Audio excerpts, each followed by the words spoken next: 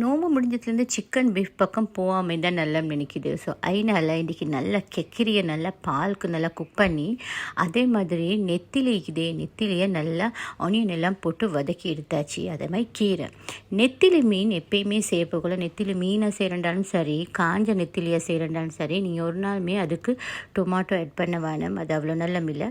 So அதோடு இன்றைக்கி கீரையும் செஞ்சாச்சு.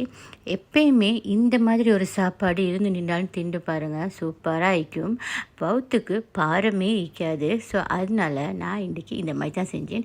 இதுக்கு பிறகு கொஞ்சம் ஆயில் ஃப்ரீ அதே மாதிரி ஃபுல் ப்ரோட்டீன் சாப்பாடு தின்னணும்னு நினச்சிக்கிறேன். நோம்புக்கு பிறகு நீங்கள் உங்களோட டயட்டில் என்ன மாற்றம் செஞ்சுக்கிறீங்களா, டயட் கண்ட்ரோல் பண்ணுறீங்களா, அப்புறம் டயட் சேஞ்ச் பண்ணிக்கிறீங்களா? நான் தான் ஃபுல்லாக சேஞ்ச் பண்ணிக்கிறேன். ப்ரோட்டீனாக அதே மாதிரி ஆயில் ஃப்ரீ சாப்பாடு தான் இதுக்கு பிறகு எடுக்கணும்னு நினச்சிக்கிறேன். பார்ப்போம் இது எவ்வளோ தூரத்துக்கு ஒர்க் அவுட் ஆகுதுன்னு. தேங்க்ஸ் ஃபார் வாட்சிங்.